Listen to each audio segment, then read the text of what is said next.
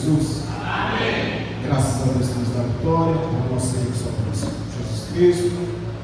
2 Timóteo, segunda carta do apóstolo Paulo aos Timóteo, capítulo 2.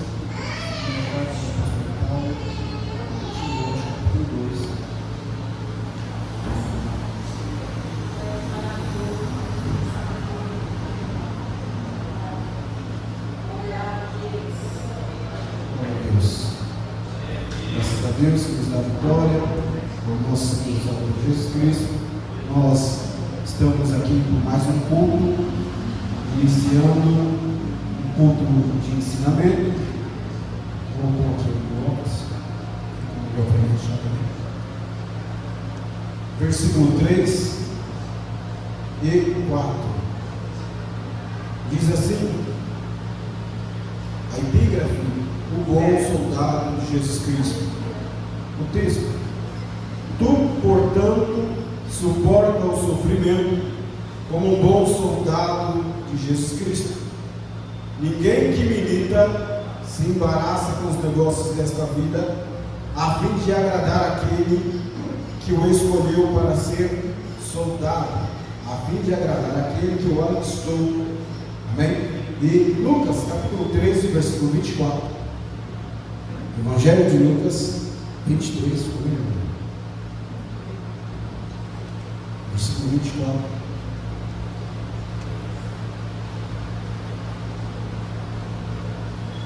Perdão, 13, versículo 24. Capítulo 13, versículo 24. Diz assim: esforçai-vos para entrar pela porta estreita, porque eu vos digo que muitos procurarão entrar e não conseguirão, ou não serão capazes. Pode tomar o seu assento. Quem tem glória da glória, quem tem aleluia da aleluia. Queridos, nessa noite nós acabamos de ler um texto aqui, e eu quero intitular o ensinamento de hoje como os requisitos de um soldado de Cristo.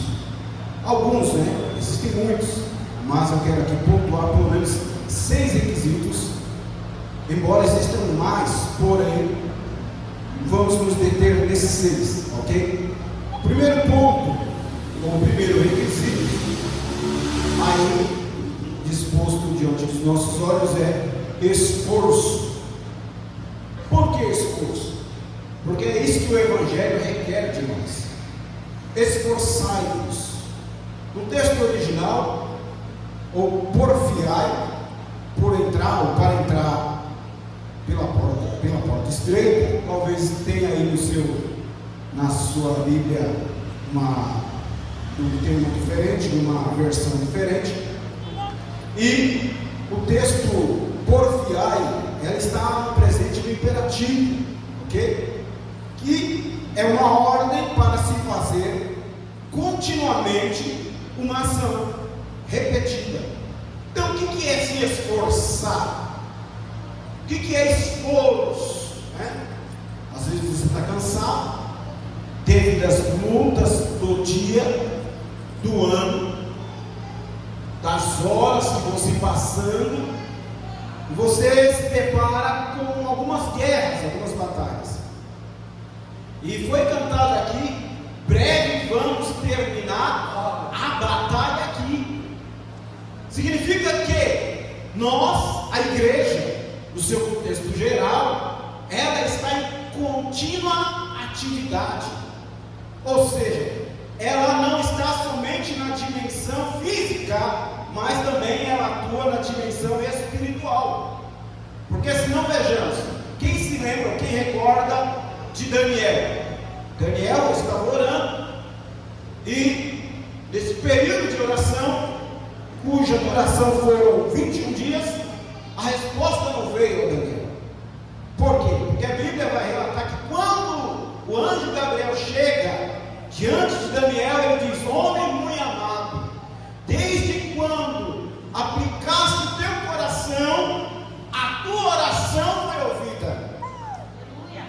Então, eu fui detido nos ares, ou eu fui detido pelo príncipe da Pérsia. Então houve uma batalha no céu para que a resposta a Daniel não chegasse. Por aqui, por este meio de raciocínio, podemos entender que há uma batalha continuada sobre o crente, ou sobre os cristãos. Por quê? Porque Jesus ele vai nos dar uma diretriz dizendo: esforça-te.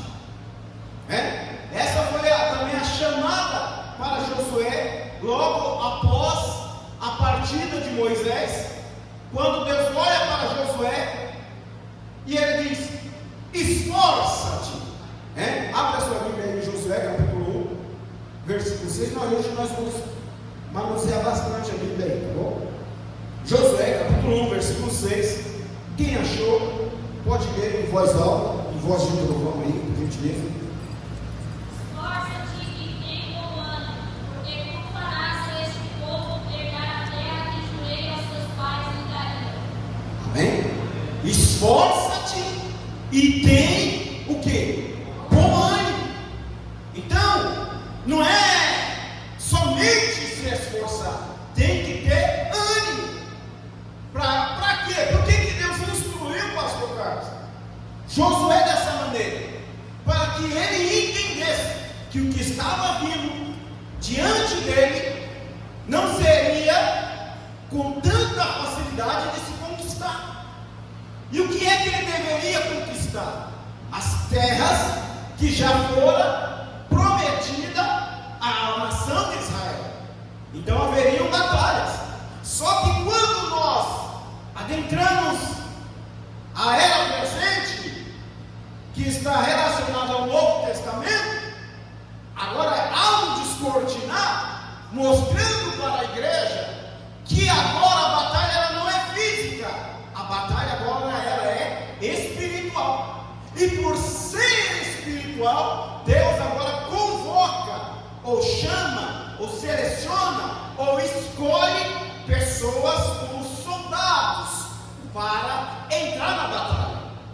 Se não, vejamos novamente o livro que nós lemos de 2 Timóteo capítulo 2, versículo 3. O que diz lá?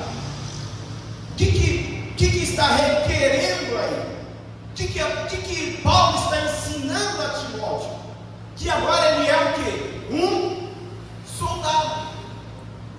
Não sei se você se recorda, mas no dia 2 do mês de fevereiro, foi pregado aqui sobre trocar o lenço pela armadura. Você lembra disso? Foi anunciada essa pregação, essa ministração. Troque o lenço pela armadura. Por quê? Porque existem momentos na vida do crente, irmão, que não dá tempo nem de chorar. O negócio é entrar na batalha e pelejar. O negócio é entender que você está no meio de uma guerra travada e que o adversário da minha e da nossa alma, ele peleja contra a nossa vida para que nós abrimos as nossas mãos para o Evangelho, ou seja, viramos as costas para o Evangelho. Por isso você vai ver, irmão, muita gente desistindo do Evangelho. Por quê? Porque ainda não compreendeu, porque ainda não entendeu que o Evangelho, ele é uma guerra, ele é uma luta. Por isso, Paulo ele vai ensinar aos Efésios, tomando sobretudo as armaduras de Deus. Olha só, então, quando Jesus te chama, você entra no Evangelho, ele então vai começar a te ensinar o que é o Evangelho. Primeiro ponto, ele vai dizer: abra a mão do seu eu, toma a sua cruz e siga. Aqui já começa, para você entender um pouco melhor. Então, a palavra porfiai, no seu original continue repetindo as mesmas ações que você no começo do Evangelho, no seu começo de conversão, você fazia. E o que era lá no começo? Orava mais, jejuava mais, pregava mais, louvava mais, se humilhava mais, chorava mais. Então, tem que ser um esforço, é repetitivo, é continuado, não pode parar, não pode dar espaço. Por quê? Porque você está no meio de um combate. E Paulo, a Bíblia vai dizer que ele diz assim, ó: combati o bom combate. Então você está diante de uma guerra, você está diante de um combate. E o que requer de você? Esforço, né? Por quê? Mesmo cansado você não veio? Mesmo fadigado você não veio? Quem aqui não teve um dia de labuta? Quem aqui não passa por lutas, provações, privações, perseguições, calúnias, difamação? Mas você tem que se esforçar para permanecer firme, para permanecer de pé. Por quê? Qual é o alvo? O alvo é você abrir mão do seu evangelho, da sua crença, da sua fé. Então, porfiai é se esforça. Para quê? Para passar por onde? Por que você tem que ter esforço? Para você entrar pela porta estreita. Por que eu tenho que entrar pela porta estreita? Por que eu preciso passar pela porta estreita? Lá no finalzinho do versículo 29, ou melhor, versículo 30, ele diz assim: eis que os últimos serão os primeiros, e os primeiros os derradeiros. Então você tem que se esforçar. Por quê? Porque a porta está aberta, mas a porta é o quê? Estreita. E requer do cristão esforço contínuo, disposição continuada, para você permanecer firme. Por que eu preciso, pastor, me esforçar? Primeiro ponto, você vai precisar se esforçar para abrir mão do seu eu, abrir mão dos vícios, abrir mão daquilo que te distancia do Senhor. E o que é que nos distancia do Senhor? As nossas transgressões. Então, desde quando você entendeu que você veio para o Evangelho, agora você precisa fazer um esforço muito maior. Para quê? Para permanecer. Porque essa é a luta que você enfrenta. Essa é a luta que a igreja enfrenta. Pastor, mas por que eu preciso fazer esse esforço todo para permanecer? Irmão, por um seguinte fato, a Bíblia diz que há meninos inconstantes que são levados por todo vento de doutrina, e doutrina de demônios. Então, esse esforço para você permanecer no Evangelho está muito ligado e relacionado à questão chamada, como é que eu posso achar a palavra aqui? Dos desviados. Apostasia. Obrigado, Espírito Santo. Apostasia. Há muitas pessoas que estão apostatando. Por quê? Primeiro, porque não buscam conhecer. Conheçamos e prossigamos conhecer ao Senhor. O meu povo é destruído porque lhe falta o quê? O conhecimento. Então, quando você vem para um culto de ensinamento, você está adquirindo o quê? Conhecimento, ferramenta. Você está adquirindo arma. Você está adquirindo proteção para a sua mente, para o seu corpo, para a sua alma. Ok? Agora, vamos partir para o segundo requisito. Vamos lá? Filipenses capítulo 1, versículo 27. Filipenses 1, 27.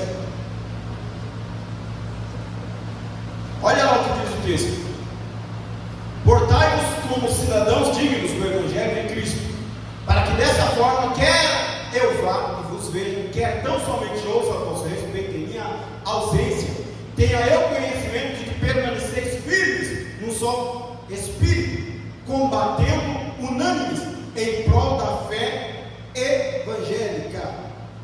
Essa tradução é a King James, atualizada aí. Então, há um combate aí. E esse combate, irmão, está muito relacionado à palavra chamada ânimo. Lembra que Deus falou para Josué? Ter de bom ânimo. Você já, em algum vida, você já andou com alguém desanimado? Sim ou não? E o que é o desanimado?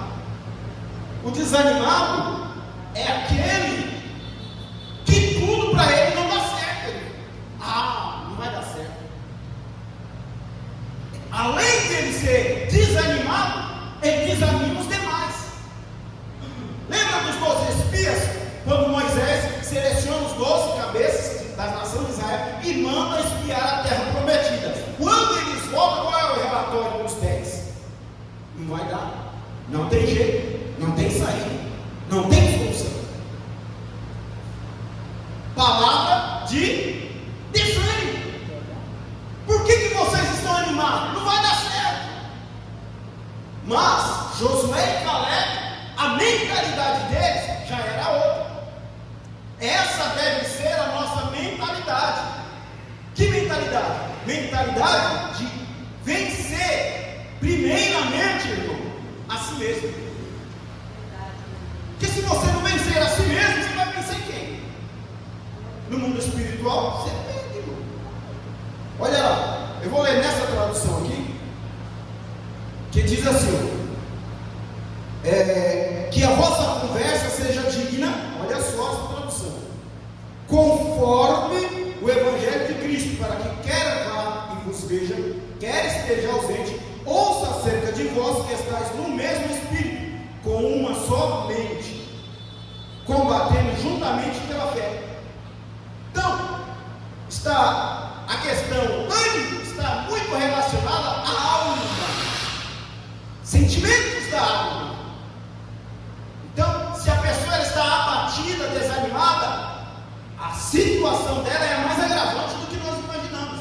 Por quê? Porque está contido na alma.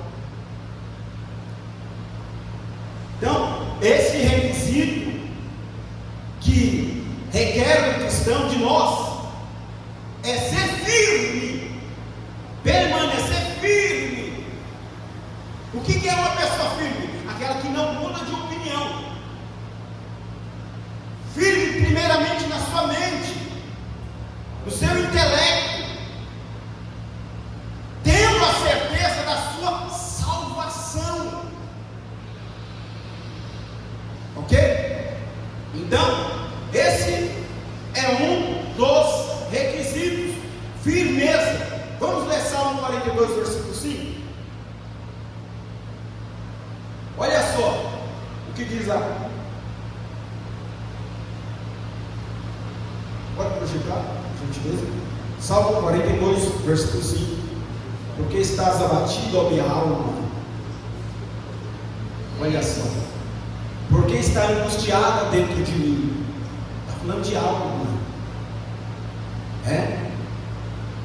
Pessoa desanimada.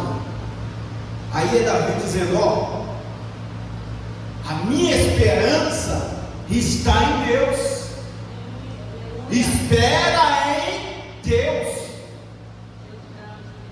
Por que, irmão, esperar em Deus? Porque Ele é o nosso socorro bem presente na hora da angústia. Deus, Ele é o teu socorro na hora da angústia. Coração abatido, aflito, a pessoa fica desesperada. Para quem ela vai recorrer?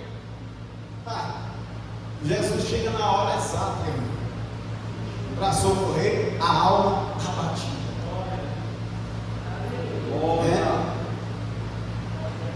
Vamos o próximo. Eficácia. Está lá em Colossenses capítulo 1, versículo 28 ao 29. Vamos ver? Eficácia. Então, o primeiro requisito é. O segundo é firmeza. E esse terceiro nós estamos falando de eficácia. Colossenses 1:28. A ele, portanto, aconselhando e ensinando a cada pessoa com toda a sabedoria, para que apresentemos todo homem perfeito em Cristo. 29. E para cumprir esse propósito, eu me esforço arduamente, lutando conforme o seu poder que opera eficazmente em mim. Então, quem está falando aí é o apóstolo Paulo. continuada de Cristo atuando nele, fluindo nele, passando por ele, dando a ele graça, dando a ele virtude, dando a ele poder, para quê? Para vencer os combates que viriam. E quais eram os combates? A Bíblia vai dizer, Paulo vai falar em suas cartas, dizendo: sofri muitas perseguições, muitas calúnias, açoites, passei fome, aprendi. Com tudo isso, então, quem te capacita, te dá eficácia para vencer o combate, não é o homem, não é o pastor, não é o seu pai e sua mãe, não. Quem te dá poder, autoridade para vencer os combates da vida é Jesus Cristo.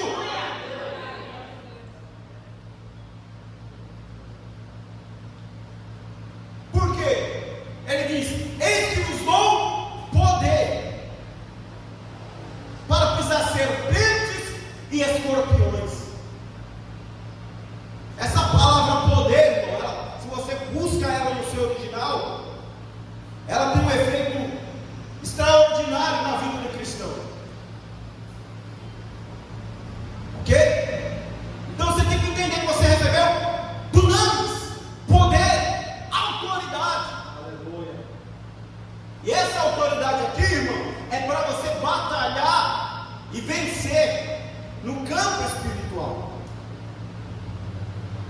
Mas há um combate, irmão, e todos nós passamos por ele, e todos nós estamos envolvidos nele, a igreja está envolvida nele.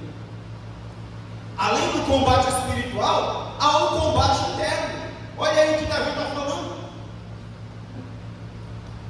A sua alma estava batida, o seu ser estava desanimado, mas ele deu uma palavra conversando com a sua alma, dizendo: espera em Deus.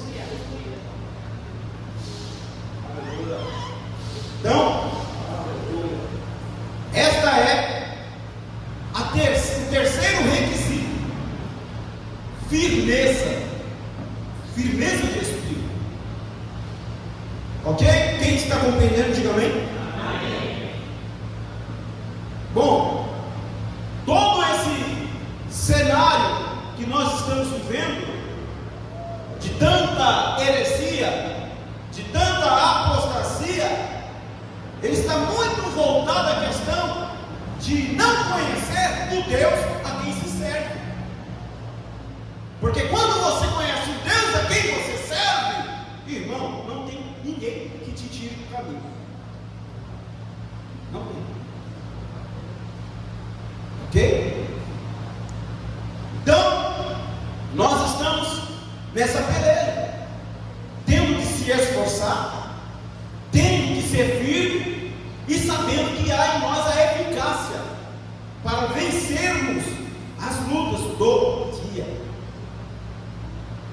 continuamente, contínuo. Ok? Vamos falar sobre resistência. Hebreus capítulo 12, versículo 4. Vai guardando aí que você precisa para passar por esse vento, por essa luta. Ok? Ora, na guerra contra o pecado, ainda não tens resistido até o extremo de derramar o próprio sangue. Observou que é uma guerra? Notou que você está em uma guerra? Está entendendo? Está compreendendo? Há uma guerra constante.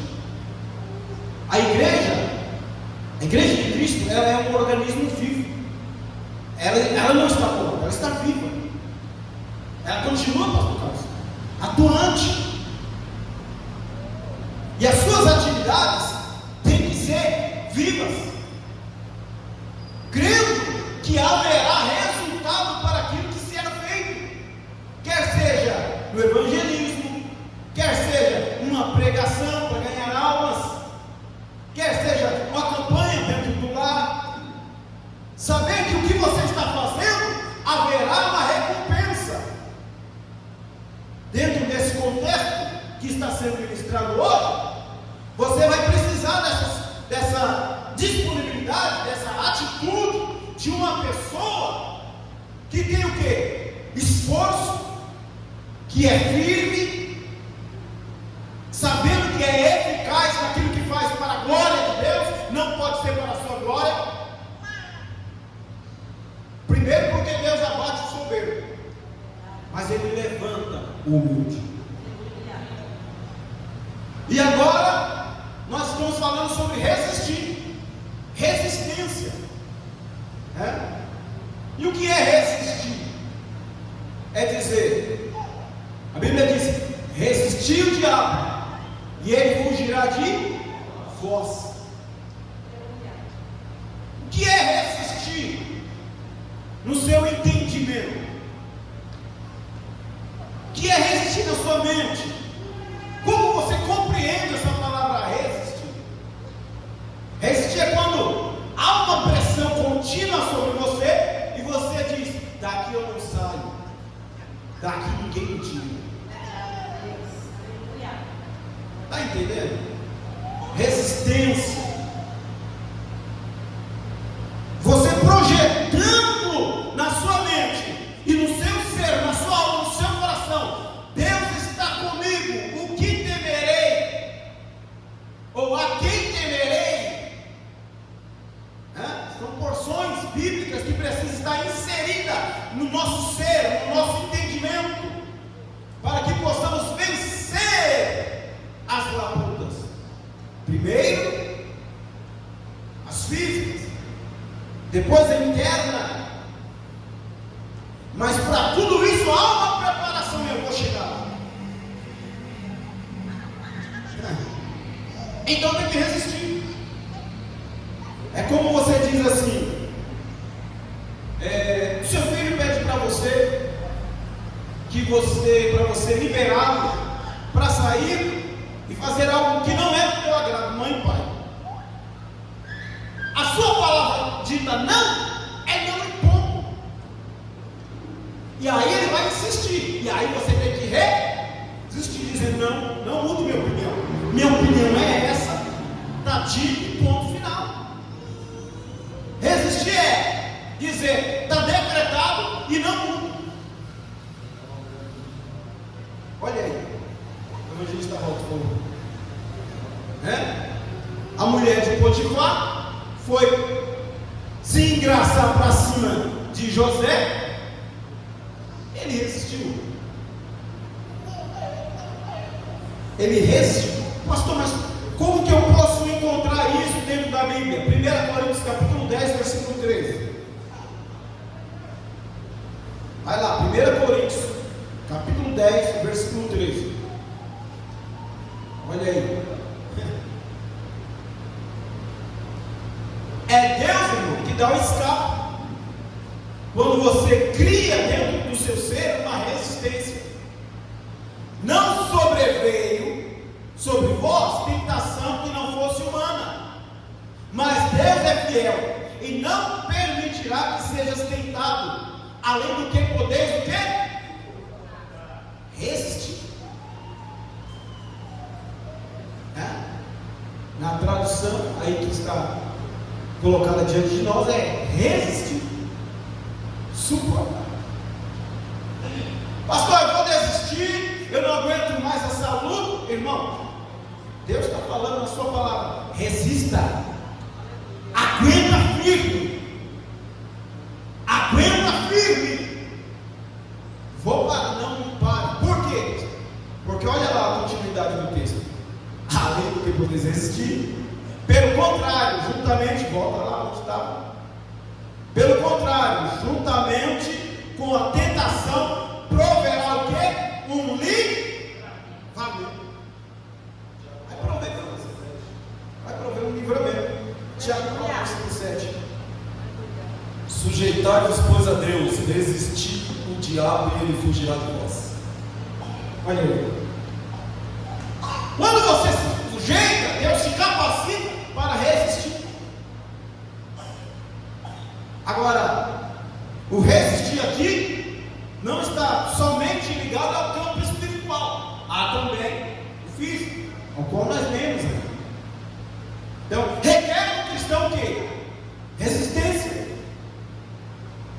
né? Resistência para quê? Para vencer a tentação. Se não conseguir vencer, Deus dará o escape. E por que tem muitos caindo, irmão? Por que tem muitos tombando no campo de batalha? Porque precisa-se uma sujeição, estar debaixo da mão onipotente, protetora, que é livre o homem de todo mal. Então, essa palavra resistir, ligada a suportar, dá para você o quê? Um escape. Imagine que você está em um labirinto e você não sabe a saída. Algum livramento tem que vir. Então, Deus, Ele dá livramento para quem resiste. Mas com a resistência de José, o que aconteceu ali? Houve uma calúnia, mas projetando ele para um futuro brilhante. Então, quando você resiste aqui, é algo que está por vir, que vai ser bênção na sua vida. Amém? Amém ou não? Amém? Ponto. Próximo. Domínio. 1 Coríntios capítulo 9, versículo 25. E vamos ler também o 26. Domínio. Isso. Todos os que competem nos jogos se submetem a um treinamento rigoroso. É isso para obter uma coroa que logo se desvanece. No entanto, nós, a igreja, nos dedicamos para ganhar uma coroa que dura eternamente. Muita gente, pastor, que não está entendendo muito a essência do Evangelho. O que você está fazendo aqui em terra vai refletir na glória. Por quê? Porque a Bíblia vai nos dar a garantia de que haverá galardão. Mas e se não fizer nada? Irmão, não vai receber nada. Primeiro porque Deus, Ele não chama preguiçoso. A palavra para preguiçoso é: vai ter uma formiga, ó preguiçoso. Quando Jesus, melhor dizendo, chama Pedro estava onde? Pescando. Quando Jesus chama Levi, o que Levi estava fazendo? Trabalhando na coletoria. Então, irmão Bruno, Deus, Ele não chama desocupado, Ele chama pessoas que estão trabalhando. Mas eu estou cansado, mas Deus te chamou. Mas eu estou exausto, mas Deus te escolheu. Para quem Ele te escolheu? Porque Ele tem um projeto, um plano sobre a sua vida, sobre a sua família, sobre o seu ser, sobre todos os seus projetos. E eles têm que estar colocados diante de Deus, porque senão será tudo em vão. Então, domínio. Tem que ter esse domínio.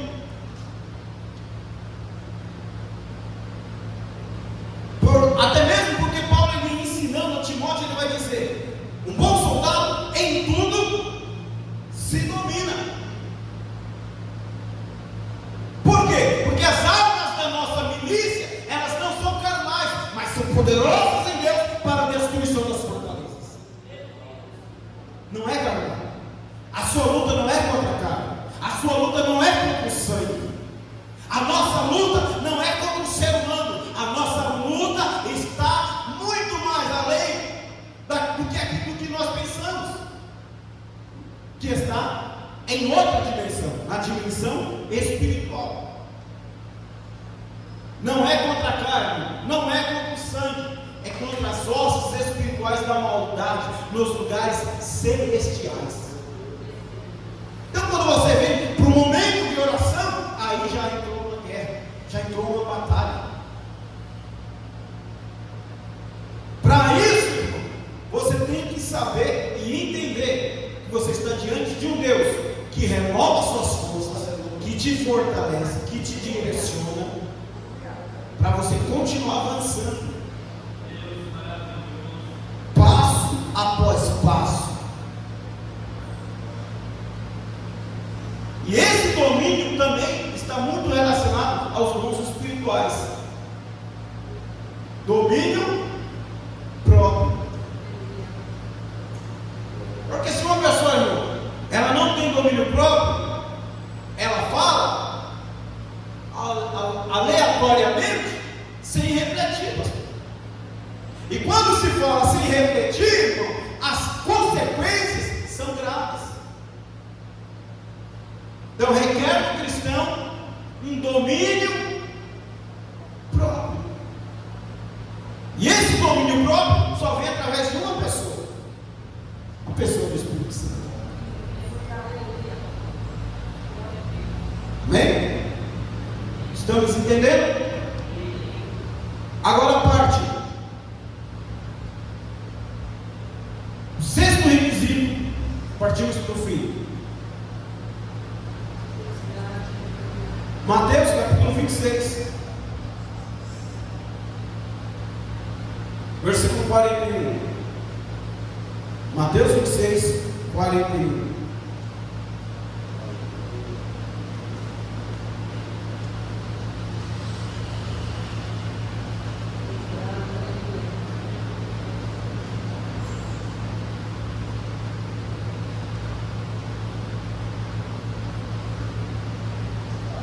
Vigiai e orai, para que não entreis em tentação. Na verdade, o Espírito está pronto, mas a carne é fraca. Eu não vou me ater a isso, mas vou falar um pouquinho sobre oração. Irmãos, se há um culto que a pouca frequência, são os cultos de oração. Por quê? Porque se você orar, irmão, as coisas vão mudar.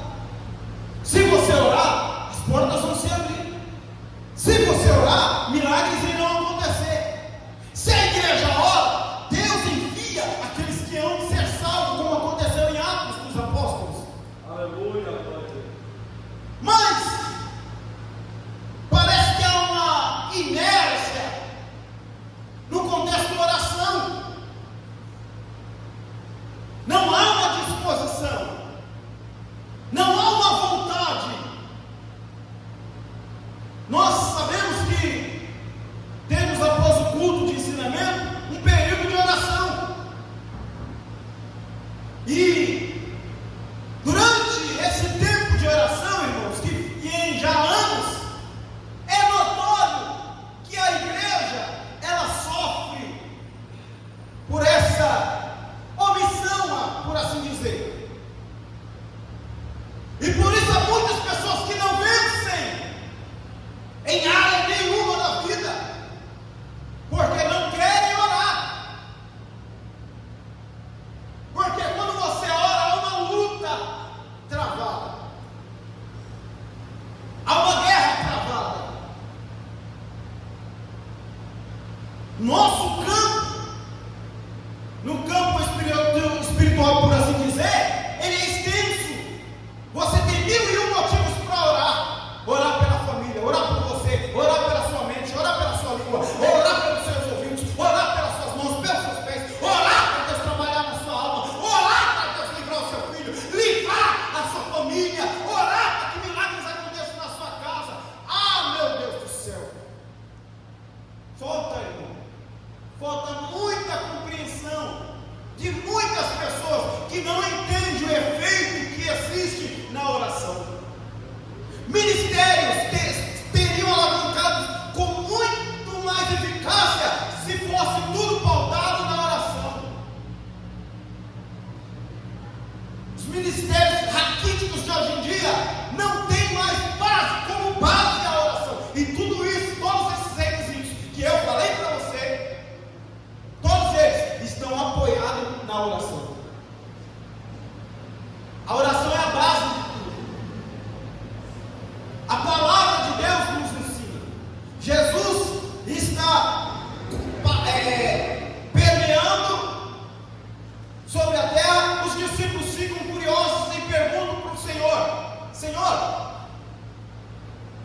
ensina-nos a orar. Eles não compreendiam, eles não sabiam, não entendiam, mas Jesus vai ensinar-nos a orar. A oração, irmão, não é a sua maldade que é transferida para Deus, é a bondade de Deus que é transferida para você. A oração, ela requer do cristão disposição, esforço, ânimo, vontade. Requer do cristão desejo de avançar, de vencer, de conquistar. A oração, irmão, ela faz o que o homem não faz. Ela entra onde você não entra. Isso relacionado à oração, irmão. A igreja, ela venceu muitas batalhas. E não foi com espadas, não foi com armas, foi através da oração. Lembra? Quando Moisés orava, Israel prevalecia. Quando Moisés abaixava as mãos, Israel perdia. Lembra? Enquanto está com as mãos erguidas, está vencendo. Enquanto está com as mãos erguidas, está caminhando mais um passo. Enquanto está com as mãos erguidas, está recebendo virtude, graça, poder para vencer o mal, para vencer, irmão, toda a sorte de maldade. Por quê? Porque você está recebendo direcionamento, diretriz, você está recebendo o alvo que você precisa atingir. Paulo ele vai dizer que nós não combatemos como no ar, mas nós temos um alvo. O seu alvo, o meu alvo, o alvo da igreja é o Senhor. Aleluia. Mas para isso, precisa entender no seu ser, na sua mente, que nós estamos em contínua batalha. E ela só vai se cessar, como foi louvado aqui, quando entrarmos no céu. Então, a esperança que se espera, ela deve estar sendo esperada em Cristo. Amém ou não? Amém. Espere em Cristo, mas não cesse de orar, não pare de orar. Através da sua oração, da sua dedicação, você vai alcançar o que Deus projetou para a sua vida. E nem tudo, entenda isso, nem tudo está relacionado às riquezas deste mundo. As coisas deste mundo são passageiras, elas passam. E a Bíblia diz que o mundo jaz no maligno. Então tudo que você vier a fazer, o seu resultado, você receberá em Cristo. Faça tudo para a glória de Deus. Tudo que você fizer, faça para a glória de Deus. Amém? Guarde esse ensinamento no seu coração. Vamos orar, vamos agradecer a Deus nessa noite, em nome de Jesus. Se coloque de pé. Não esqueça, existem muitos requisitos, mas esses, guarde eles no seu coração. Feche seus olhos, vamos orar.